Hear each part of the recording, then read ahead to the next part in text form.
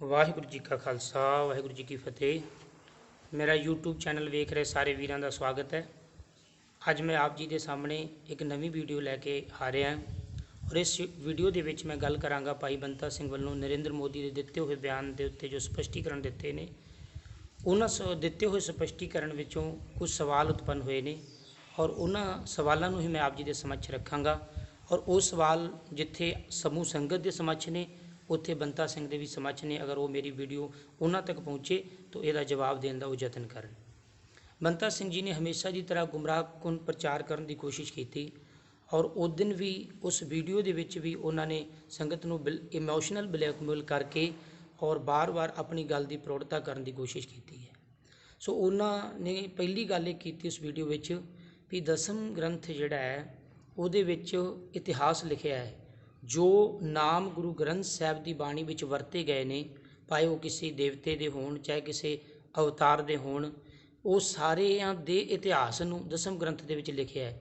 ਕਿਉਂਕਿ ਗੁਰੂ ਗ੍ਰੰਥ ਸਾਹਿਬ ਦੇ ਵਿੱਚ ਇਤਿਹਾਸ ਜਿਹੜਾ ਹੈ ਉਹ ਨਹੀਂ ਲਿਖਿਆ, ਉੱਥੇ ਤੁਰਕੀ ਬਾਣੀ ਹੈ, ਇਸ ਕਰਕੇ ਉਹਦਾ ਇਤਿਹਾਸ ਦਸਮ ਗ੍ਰੰਥ ਵਿੱਚ ਲਿਖਿਆ। ਇਹ ਉਹਨਾਂ ਨੇ ਆਪਣਾ ਉੱਥੇ ਪੱਖ ਰੱਖਿਆ ਸੀ।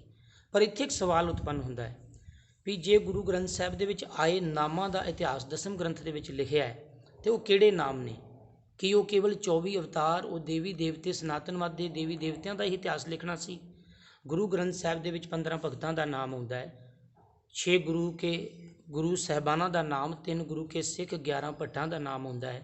ਤੇ ਫਿਰ ਉਹਨਾਂ ਦਾ ਇਤਿਹਾਸ ਦਸਮ ਗ੍ਰੰਥ ਵਿੱਚ ਕਿਉਂ ਨਹੀਂ ਲਿਖਿਆ? ਕੀ ਗੁਰੂ ਗੋਬਿੰਦ ਸਿੰਘ ਜੀ ਉਹ ਇਤਿਹਾਸ ਸਾਨੂੰ ਪੜ੍ਹਾਉਣਾ ਨਹੀਂ ਸੀ ਚਾਹੁੰਦੇ, ਨਹੀਂ ਸੀ ਦੱਸਣਾ ਚਾਹੁੰਦੇ? ਇਹਦੇ ਨਾਲ ਨਾਲ ਉਸ ਗ੍ਰੰਥ ਦੇ ਵਿੱਚ ਕੇਵਲ ਸਨਾਤਨਵਾਦ ਦਾ ਇਤਿਹਾਸ ਕਿਉਂ ਮਿਲਦਾ ਹੈ? ਉਸ ਗ੍ਰੰਥ ਦੇ ਵਿੱਚ ਕੇਵਲ ਦੇਵੀ ਦੇਵਤਿਆਂ ਦੀ ਹੀ ਉਸਤਤ ਕਿਉਂ ਮਿਲਦੀ ਹੈ? ਕਿਉਂ ਨਹੀਂ ਉਹਦੇ ਵਿੱਚ ਮੁਹੰਮਦ ਸਾਹਿਬ ਦੀ ਗੱਲ ਕੀਤੀ ਗਈ? ਉਹਦੇ ਵਿੱਚ ਕਿਉਂ ਨਹੀਂ ਇਤਿਹਾਸ ਦੀ ਜੇ ਗੱਲ ਕਰੀਏ ਤਾਂ ਸਾਡੇ ਆਪਣੇ ਧਰਮ ਦਾ ਇਤਿਹਾਸ ਵੀ ਉਹਦੇ 'ਚ ਨਹੀਂ ਲਿਖਿਆ। ਗੁਰੂ ਨਾਨਕ ਸਾਹਿਬ ਵੱਲੋਂ ਚਲਾਏ ਹੋਏ ਪੰਥ ਦੇ ਸੰਗਤ ਪੰਗਤ ਜੀ ਜੋ ਮਰਿਆਦਾ ਕਾਇਮ ਕੀਤੀ, ਉਹਦੀ ਗੱਲ ਵੀ ਦਸਮ ਗ੍ਰੰਥ ਦੇ ਵਿੱਚ ਨਹੀਂ ਮਿਲਦੀ, ਉਹਦਾ ਇਤਿਹਾਸ ਨਹੀਂ ਮਿਲਦਾ।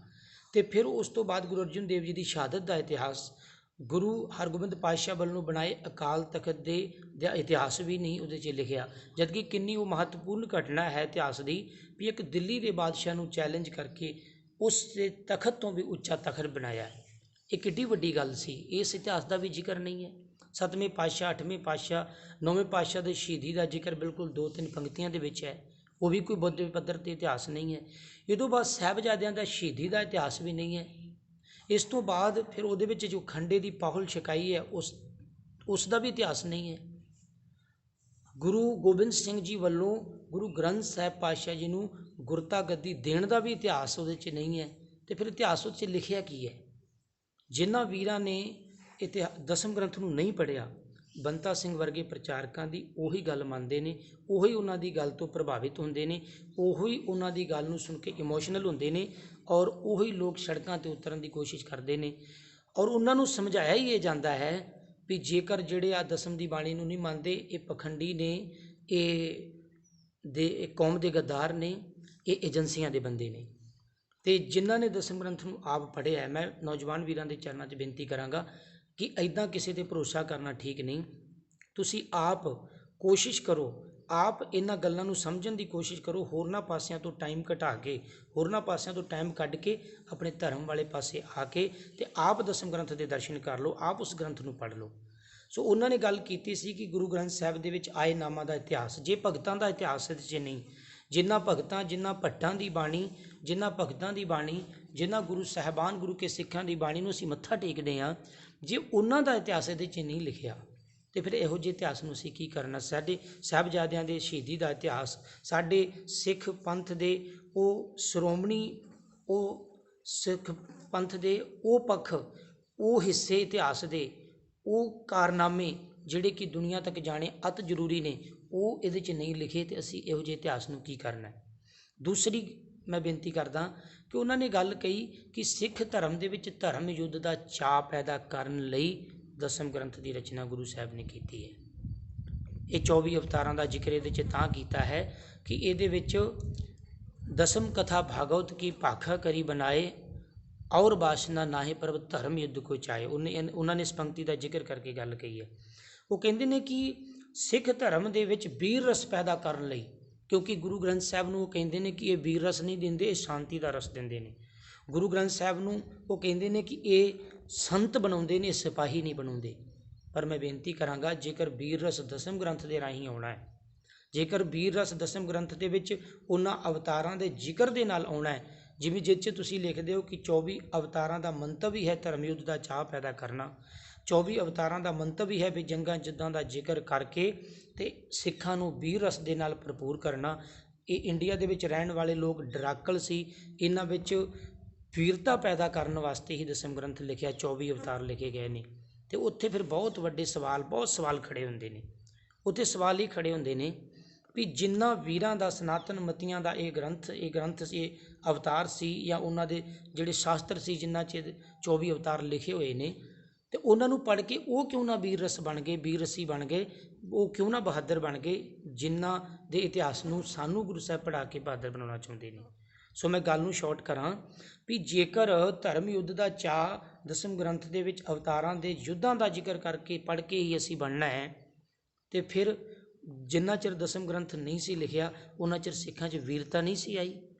की तुसीं इस नूं घट वीरता मनदे हो भी सारा समाज कहता है भी उच्चा नीवा ये वर्ण वंड है, और ब्राह्मण के द्वारा बनाई हुई वर्ण वंड जो सदियों तो चली आ रही है, उन्होंने तोड़ के संगत पंगत की मर्यादा कायम करनी, कि ये वीरता नहीं, ये बहादरी वाला काम नहीं। गुरु नानक साहब द्वारा बाबर के सामने बाबर नूं जावर कहना, ये वीरता नहीं, ये बहादरी नहीं। गुरु अंगद देव पातशाह जी का हुमायूं नूं ये कहना भी तू शेरशाह तो हार के इत्थे आ गया है, इत्थे तलवार चुकना चाहुंदा है, तो की ये वीरता वाली गल नहीं।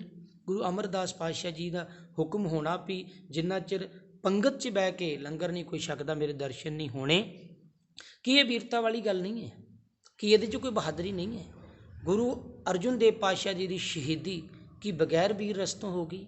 गुरु अर्जुन देव पातशाह जी तो बाद गुरु हरगोबिंद पातशाह जी जिन्हों ने अकाल तखत की रचना की, कि अकाल तखत की रचना उस बादशाह नूं चैलेंज करना, दिल्ली के बादशाह के तखत नूं चैलेंज करना, ये बिना बहादरी तो बिना वीर रस तो ही होगी। सो इस करके ये कुछ सवाल ने। गुरु हरगोबिंद पातशाह जी ने 4 जंगां लड़ियां, चारे जंगां दे विच जित प्राप्त की थी। सिखां ने बहादरी दे नाल जंग लड़े, उदों तो दसम ग्रंथ नहीं सी बनिया, उदों बहादरी कित्थों आई।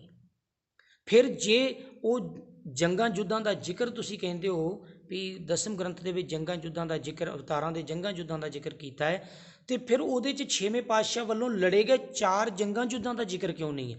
भी जेकर जंगां युद्धां दे जिक्र दे नाल बहादरी सिखां विच आउणी सी, इस करके दसम ग्रंथ लिखिया है, इस करके ये सारी रचनावां लिखियां ने 24 अवतार वर्गियां, भी सिखां दे विच धर्म युद्ध दा चाह पैदा करन लई। ये गल्लां तुसीं तां स्टेज तो कहिंदे हो। तो फिर जे 6वें पातशाह ने 4 जंगां जित्तियां, वो लहू डोलवियां जिहड़ियां लड़ाइयां हुईयां, उन्हां दा जिक्र भी तो दसम ग्रंथ चाहिदा सी। सिख पढ़दे भी हाँ साडे गुरु गोबिंद सिंह जी अपने दादे के द्वारा लड़ियां जंगां दा उहदे च जिक्र करदे, तो फिर सिख पढ़दे भी हाँ साडे पूर्वज सिखां ने इदां लड़ाइयां जित्तियां ने, उन्हां च वीर रस आउंदा, वो क्यों उन्हां दा जिक्र क्यों ना आया। फिर उस तो बाद उहदे विच जे उन्हां दे जंगां युद्धां दे जिक्र दे नाल ही वीरता आउणी है, तो मतीदास सतीदास दयाला जी ये किवें शहीद हो गए, ना च दृढ़ता किवें आई। मैं तुहानूं बेनती करांगा भी दसम ग्रंथ विच लिखे 24 अवतारां दे जंग युद्ध सानू वीर नहीं बनाउंदे। सिख दे विच वीर रस कौन भरदा है? सिख दे विच वीर रस गुरु नानक साहब भरदे ने। जदों कहंदे ने जो तो प्रेम खेलन का चाओ, सिर तहर तली गली मेरी आओ, इत मार्ग पैर धरीजै सिर दीजै कान ना कीजै। जदों कबीर जी कहंदे ने सूरा सो पहचानिए, जो लरै दीन के हेत, पुरजा पुरजा कट मरै कबू न छाड़े खेत। सूरा वो है सूरबीर जो दीन दे हेत लड़े, धर्म दे हेत लड़े। दीन का अर्थ धर्म है। धर्म युद्ध का चाह तो गुरु ग्रंथ साहब साढ़े च पैदा करते हैं। गुरु ग्रंथ साहब की बाणी सानू संत ते सिपाही बनाउंदी है। तुसीं झूठ बोलते हो कि गुरु ग्रंथ साहब संत बनाउंदा, गुरु दसम ग्रंथ सिपाही बनाउंदा है। पातशाह जी की बाणी है, झूठ ना बोल पांडे सच कहिए। वो पांड्या धार्मिक अखवाउण वालिया पुजारी, तू दुनिया के सामने सच्चे पक्ष रख, सच्ची गल रख, झूठ ना बोलिया कर, झूठ ना बोल। गुरु ग्रंथ साहब की बाणी सानू संत सिपाही बनाउंदी है, तो तुसीं स्टेजां ते प्रचार करते हो भी संत बनाउंदी है गुरु ग्रंथ साहब की बाणी, सिपाही बनाउण वास्ते सानू दसम ग्रंथ की लोड़ है। ये बंगला साहब तो भी कई बारी मैं सुनिया, ਤੁਹਾਡੇ ਦੁਆਰਾ ਕੀਤੇ ਪ੍ਰਚਾਰ ਦੇ ਵਿੱਚ ਸੁਣਿਆ। ਇਹਦੇ ਨਾਲ ਨਾਲ ਮੈਂ ਬੇਨਤੀ ਕਰਾਂ ਕਿ ਬਿਲਕੁਲ ਨਹੀਂ, ਮੈਂ ਨੌਜਵਾਨ ਵੀਰਾਂ ਔਰ ਸੰਗਤਾਂ ਦੇ ਚਰਨਾਂ 'ਚ ਬੇਨਤੀ ਕਰਾਂਗਾ ਵੀ ਬਿਲਕੁਲ ਨਹੀਂ, ਸਾਨੂੰ ਦਸਮ ਗ੍ਰੰਥ ਵੀਰ ਰੱਸੀ ਨਹੀਂ ਬਣਾਉਂਦਾ, ਸਾਨੂੰ ਗੁਰੂ ਗ੍ਰੰਥ ਸਾਹਿਬ ਦੀ ਬਾਣੀ ਵੀਰ ਰੱਸੀ ਬਣਾਉਂਦੀ ਹੈ। ਸੰਤ ਸਿਪਾਹੀ ਦਾ ਕੰਸੈਪਟ ਗੁਰੂ ਗ੍ਰੰਥ ਸਾਹਿਬ ਵਿੱਚ ਹੈ। ਮੀਰੀ ਪੀਰੀ ਦਾ ਸਿਧਾਂਤ ਦਸਮ ਗ੍ਰੰਥ ਤੋਂ ਬਣਨ ਤੋਂ ਪਹਿਲਾਂ ਛੇਵੇਂ ਪਾਤਸ਼ਾਹ ਨੇ ਦੇ ਦਿੱਤਾ ਸੀ। ਜਿੱਥੇ ਮੀਰੀ ਦਾ ਅਰਥ ਹੈ ਰਾਜਸੀ ਤਾਕਤ, ਔਰ ਉੱਥੇ ਪੀਰੀ ਦਾ ਸੰਬੰਧ ਹੈ ਭਗਤੀ ਦੇ ਨਾਲ। ਸ਼ਕਤੀ ਭਗਤੀ ਦਾ ਸੁਮੇਲ ਸਾਡੇ ਨਾਲ ਪਹਿਲਾਂ ਤੋਂ ਸਾਡੀ ਬਾਣੀ ਸਾਨੂੰ ਦੱਸਦੀ ਹੈ। ਹੁਣ ਗੁਰੂ ਤੇਗ ਬਹਾਦਰ ਪਾਤਸ਼ਾਹ ਜਦੋਂ ਕਹਿੰਦੇ ਨੇ ਪਹਿ ਕਾਹੂ ਕੋ ਦੇ ਦਨੈ ਨਹਿ ਪਹਿ ਮਾਨਤ ਆਨ, ਕਹੋ ਨਾਨਕ ਸੁਨ ਰੇ ਮਨਾ ਗਿਆਨੀ ਤਾਹੇ ਬਖਾਨ। ਉਹ ਗਿਆਨੀ ਪੁਰਸ਼ ਹੈ ਜਿਹੜਾ ਨਾ ਕਿਸੇ ਤੋਂ ਡਰੇ ਤੇ ਨਾ ਡਰਾਵੇ। ਤੇ ਅਸਲੀ ਗੁਰੂ ਗ੍ਰੰਥ ਸਾਹਿਬ ਦੀ ਬਾਣੀ ਇਹੋ ਜਿਹੇ ਸੂਰਮੇ ਪੈਦਾ ਕਰਦੀ ਹੈ ਵੀ ਜਿਹੜਾ ਨਾ ਕਿਸੇ ਤੋਂ ਡਰਨ ਤੇ ਨਾ ਕਿਸੇ ਨੂੰ ਨਜਾਇਜ਼ ਡਰਾਉਣ, ਨਾ ਕਿਸੇ ਤੇ ਧੱਕਾ ਕਰਨ ਤੇ ਨਾ ਕਿਸੇ ਦਾ ਧੱਕਾ ਆਪਣੇ ਆਪ ਤੇ ਜਰਨ। ਸੋ ਇਹਦੇ ਨਾਲ ਨਾਲ ਮੈਂ ਹੋਰ ਬੇਨਤੀ ਕਰਾਂਗਾ, ਗੁਰੂ ਤੇਗ ਬਹਾਦਰ ਪਾਤਸ਼ਾਹ ਜੀ ਦੀ ਬਾਣੀ ਤੁਸੀਂ ਪੰਜਵੇਂ ਪਾਤਸ਼ਾਹ ਦੀ ਬਾਣੀ ਪੜ੍ਹ ਕੇ ਵੇਖ ਲਓ, ਤੁਸੀਂ ਗੁਰੂ ਨਾਨਕ ਸਾਹਿਬ ਦੀ ਬਾਣੀ ਪੜ੍ਹ ਕੇ ਵੇਖ ਲਓ। ਬਾਣੀ ਸ਼ਕਤੀ ਭਗਤੀ ਦੇ ਕੰਸੈਪਟ ਨੂੰ ਇਕੱਠਿਆਂ ਰੱਖਦੀ, ਮੀਰੀ ਪੀਰੀ ਦਾ ਸਿਧਾਂਤ ਪਹਿਲਾਂ ਤੋਂ ਹੈ। ਸੋ ਭਾਈ ਬੰਤਾ ਸਿੰਘ ਜੀ, ਇਸ ਗੱਲ ਦੇ ਵਿੱਚ ਤੁਹਾਡੀ ਕੋਈ ਪ੍ਰੌੜਤਾ ਨਹੀਂ। ਇਸ ਗੱਲ ਦੇ ਵਿੱਚ ਜੇ ਹੁਣ ਤੁਸੀਂ ਦੱਸੋ ਵੀ ਕਿੰਨਾਂ ਨੂੰ ਪੜ੍ਹ ਕੇ ਸਿੱਖ ਨੇ ਵੀਰ ਰਸ ਬਣਨਾ ਹੈ? ਗੁਰੂ ਗ੍ਰੰਥ ਸਾਹਿਬ ਦੀ ਬਾਣੀ ਨੂੰ ਪੜ੍ਹ ਕੇ ਵੀਰ ਰਸ ਬਣਨਾ ਸੰਗਤਾਂ ਤਾਂ ਹੀ ਸਵਾਲ ਹੈ ਕਿ ਗੁਰੂ ਗ੍ਰੰਥ ਸਾਹਿਬ ਦੀ ਬਾਣੀ ਸਾਨੂੰ ਵੀਰ ਰਸ ਬਣਾਏਗੀ ਜਾਂ ਉਹਦੇ ਵਿੱਚ 24 ਅਵਤਾਰਾਂ ਦੇ ਜੰਗ ਸਾਨੂੰ ਵੀਰ ਰਸੀ ਬਣਾਉਣਗੇ। ਹੁਣ 24 ਅਵਤਾਰਾਂ ਦੇ ਵਿੱਚ ਤੁਸੀਂ ਕਹਿੰਦੇ ਹੋ ਕੇਵਲ ਜੰਗਾਂ ਯੁੱਧਾਂ ਦਾ ਜ਼ਿਕਰ ਕੀਤਾ, ਉਹ ਕਿਉਂ ਝੂਠ ਬੋਲਦੇ ਹੋ? ਜਿਨ੍ਹਾਂ ਨਹੀਂ ਪੜ੍ਹਿਆ ਦਸਮ ਗ੍ਰੰਥ ਉਹਨਾਂ ਨੂੰ ਤੁਸੀਂ ਝੂਠ ਬੋਲ ਕੇ ਉਹਨਾਂ ਨੂੰ ਗੁੰਮਰਾਹ ਕਿਉਂ ਕਰ ਰਹੇ ਹੋ? ਕੇਵਲ ਜੰਗਾਂ ਯੁੱਧਾਂ ਦਾ ਜ਼ਿਕਰ ਨਹੀਂ ਹੈ, ਉੱਥੇ ਪੂਰੇ ਦੇ ਪੂਰੇ ਉਹਨਾਂ ਦੇ ਚਰਿੱਤਰ ਦਾ, ਜੀਵਨ ਦਾ, ਪੂਰੇ ਜੀਵਨ ਦਾ ਉਹਦੇ 'ਚ ਜ਼ਿਕਰ ਹੈ। ਹੁਣ 24 ਅਵਤਾਰਾਂ ਵਿੱਚ ਰਾਮ ਅਵਤਾਰ ਹੁੰਦਾ ਹੈ। ਰਾਮ ਅਵਤਾਰ ਦੇ ਜਨਮ ਤੋਂ ਉਹਦੇ 'ਚ ਕਥਾ ਲਿਖੀ ਹੋਈ ਹੈ ਵੀ ਕਿਸ ਤਰੀਕੇ ਦੇ ਨਾਲ ਜਨਮ ਤੋਂ ਪਹਿਲਾਂ ਦੀ ਵੀ ਉੱਚ ਗੱਲ ਲਿਖੀ ਹੈ ਕਿ ਦਸ਼ਰਥ ਦੇ ਦੁਆਰਾ ਸ਼ਰਵਣ ਕੁਮਾਰ ਦੇ ਤੀਰ ਵੱਜਣ ਦੇ ਨਾਲ ਉਹਦੀ ਮੌਤ ਹੋਣੀ, ਉਹਦੇ ਮਾਤਾ ਪਿਤਾ ਵੱਲੋਂ ਸ਼ਰਾਪ ਹੋਣਾ। ਇਹ 'ਚੋਂ ਅਸੀਂ ਕੀ ਵੀਰਤਾ ਸਿੱਖਦੇ ਹਾਂ? ਇਹ ਚੀਜ਼ ਦੀ ਕੀ ਲੋੜ ਹੈ? ਇਹ ਤੋਂ ਬਾਅਦ ਦਸਮ ਗ੍ਰੰਥ ਦੇ ਵਿੱਚ ਹੀ ਇਹ ਗੱਲ ਲਿਖੀ ਹੈ ਕਿ ਕਿਵੇਂ ਚਾਰੇ ਰਾਮ ਦੇ ਭਰਾ ਕਿਵੇਂ ਪੈਦਾ ਹੋਏ, ਕਿਹੜੇ ਤਰੀਕੇ ਦੇ ਨਾਲ। ਇਸ ਤੋਂ ਬਾਅਦ ਫਿਰ ਵਿਸ਼ਵਾਮਿੱਤਰ ਕਹਿੰਦੇ ਨੇ ਵੀ ਅਸੀਂ ਅਯੋਧਿਆ ਨੂੰ ਨਸ਼ਟ ਕਰ ਦਾਂਗੇ ਜਾਂ ਤਾਂ ਸਾਨੂੰ ਰਾਮ ਦੇ ਦਿਓ, ਯੱਗਾਂ ਦੀ ਰੱਛਾ ਵਾਸਤੇ ਸਾਨੂੰ ਇਹ ਚਾਹੀਦਾ ਹੈ। ਉਹ ਸਾਨੂੰ ਕੀ ਵੀਰ ਰਸ ਸਿਖਾਉਂਦਾ ਹੈ? ਇਹ ਗੱਲਾਂ ਤੁਸੀਂ ਕਹਿੰਦੇ ਹੋ ਕੇਵਲ ਜੰਗ ਯੁੱਧ ਦਾ ਜ਼ਿਕਰ ਹੈ, ਉਹ ਸਾਰੀ ਕਹਾਣੀ ਉਹਨਾਂ ਦੀ ਜਿੱਦਾਂ ਰਾਮਾਇਣ 'ਚ ਲਿਖੀ ਹੈ। ਦੇਖੋ ਰਾਮਾਇਣ, ਰਾਮ ਜਮਾ ਆਇਣ, ਰਾਮ ਦਾ ਆਉਣਾ ਤੇ ਰਾਮ ਅਵਤਾਰ, ਰਾਮ ਦਾ ਅਵਤਾਰ ਹੋਣਾ, ਇਹ ਦੋਵੇਂ ਇੱਕੋ ਹੀ ਗੱਲਾਂ ਨੇ। ਤੁਸੀਂ ਇਹਨੂੰ ਝੂਠ ਬੋਲ ਕੇ ਬਦਲੋ ਨਾ ਵੀ ਰਾਮ ਅਵਤਾਰ 'ਚ ਫਰਕ ਹੈ ਤੇ ਰਾਮਾਇਣ ਕੁਛ ਹੋਰ ਹੈ। ਨਹੀਂ, ਰਾਮ ਅਵਤਾਰ ਰਾਮਾਇਣ ਇੱਕੋ ਹੀ ਚੀਜ਼ ਹੈ ਭਾਈ ਬੰਤਾ ਸਿੰਘ ਜੀ। ਦੂਸਰੀ ਬੇਨਤੀ ਵੀ ਜੇ ਉਹਨਾਂ ਦੇ ਇਸ ਇਤਿਹਾਸ ਨੂੰ ਪੜ੍ਹ ਕੇ ਅਸੀਂ ਵੀਰ ਰਸ ਬਣਨਾ ਹੈ ਕਿ ਬਾਲੀ ਨੂੰ ਛਿਪ ਕੇ ਉਹ ਮਾਰਿਆ ਹੈ, ਇਹਦੇ ਵਿੱਚ ਕੀ ਵੀਰਤਾ ਹੈ? ਬਾਲੀ ਨੂੰ ਛਿਪ ਕੇ ਮਾਰਨ ਦੇ ਵਿੱਚ ਕੀ ਵੀਰਤਾ ਹੈ? ਕੀ ਬਹਾਦਰੀ 'ਚ ਸਿੱਖਾਂਗੇ ਅਸੀਂ? ਇਸ ਤੋਂ ਬਾਅਦ ਰਾਮਚੰਦਰ ਜੀ ਦੁਆਰਾ ਹੀ ਸੂਰਪਨਖਾ ਦਾ ਲਛਮਣ ਦੁਆਰਾ ਨੱਕ ਵੱਢਣਾ, ਇਹਦੇ 'ਚ ਸਾਨੂੰ ਕੀ ਬਹਾਦਰੀ ਮਿਲਦੀ? ਸਾਨੂੰ ਤੇ ਕਿਹਾ ਗੁਰੂ ਸਾਹਿਬ ਨੇ ਇਸਤਰੀਆਂ 'ਤੇ ਵਾਰ ਨਹੀਂ ਕਰਨਾ। ਇਹ ਕੀ ਬਹਾਦਰੀ ਤੁਸੀਂ ਸਿੱਖਾਂ ਨੂੰ ਸਿਖਾਉਣੀ ਚਾਹੁੰਦੇ ਹੋ ਬੰਤਾ ਸਿੰਘ ਜੀ? ਦਸਮ ਗ੍ਰੰਥ ਦਾ ਕ੍ਰੀਏਟਰ ਕਿਹੜੀ ਬਹਾਦਰੀ ਸਾਨੂੰ ਸਿਖਾਉਣਾ ਚਾਹੁੰਦਾ ਹੈ? ਇਹਦੇ ਨਾਲ ਨਾਲ ਇੱਕ ਗੱਲ ਹੋਰ, ਕ੍ਰਿਸ਼ਨ ਅਵਤਾਰ ਦੇ ਵਿੱਚ ਜਦੋਂ ਗੋਪੀਆਂ ਦਾ ਉੱਥੇ ਉਹ ਜ਼ਿਕਰ ਕਰਦੇ ਨੇ ਵੀ ਗੋਪੀਆਂ ਨਹਾਉਂਦੀਆਂ ਨੇ, ਕ੍ਰਿਸ਼ਨ ਜੀ ਉਹਨਾਂ ਦੇ ਕੱਪੜੇ ਚੁੱਕ ਕੇ ਲੈ ਜਾਂਦੇ ਨੇ, ਉਹਨਾਂ ਨੂੰ ਨੰਗਿਆਂ ਵੇਖਦੇ ਨੇ। ਇਹਦੇ ਨਾਲ ਕਿਹੜੀ ਬਹਾਦਰੀ ਤੁਸੀਂ ਸਿੱਖਾਂ ਨੂੰ ਸਿਖਾਉਣੀ ਚਾਹੁੰਦੇ ਹੋ? ਸੋ ਮੈਂ ਬੇਨਤੀ ਕਰਾਂ, ਸਿੱਖਾਂ ਨੂੰ ਬਹਾਦਰੀ ਦਸਮ ਗ੍ਰੰਥ ਦੇ 24 ਅਵਤਾਰ ਨਹੀਂ ਸਿਖਾਉਂਦੇ, ਸਿੱਖਾਂ ਨੂੰ ਬਹਾਦਰੀ ਦਿੰਦੀ ਹੈ ਗੁਰੂ ਸਾਹਿਬ ਦੀ ਬਾਣੀ, ਧੁਰ ਕੀ ਬਾਣੀ।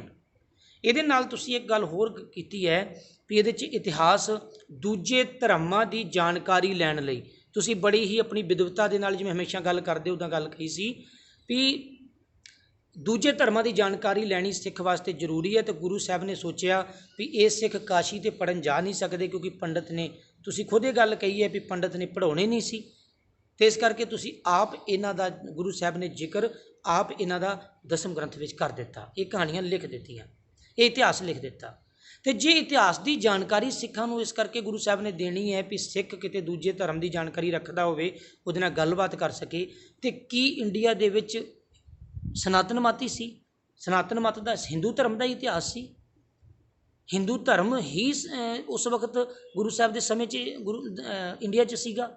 ਉਸ ਸਮੇਂ ਤਾਂ ਇਸਲਾਮ ਮਤ ਵੀ ਹੈਗਾ, ਇਸਲਾਮ ਦਾ ਇਤਿਹਾਸ 'ਚ ਕਿਉਂ ਨਹੀਂ ਲਿਖਿਆ? ਜੇ 24 ਅਵਤਾਰ ਹਿੰਦੂਆਂ ਦੇ ਲਿਖ ਕੇ ਸਾਨੂੰ ਸਮਝਾਤੇ ਤੇ ਉਹਨਾਂ ਦੇ 14 ਪੈਗੰਬਰ ਹੋਏ ਨੇ, ਉਹਨਾਂ 14 ਪੈਗੰਬਰਾਂ ਤੋਂ ਇੱਕ ਪੈਗੰਬਰ ਦਾ ਜ਼ਿਕਰ ਦਸਮ ਗ੍ਰੰਥ ਦੇ ਵਿੱਚ ਹੋ ਜਾਂਦਾ। इन्हां गल्लां दा देखो सानू सोचना पैना है भी इहदा मतलब कि दसम ग्रंथ का रचयिता सानू केवल हिंदुआं दे देवी देवतियां दा इतिहास पढ़ाउणा चाहुंदा है।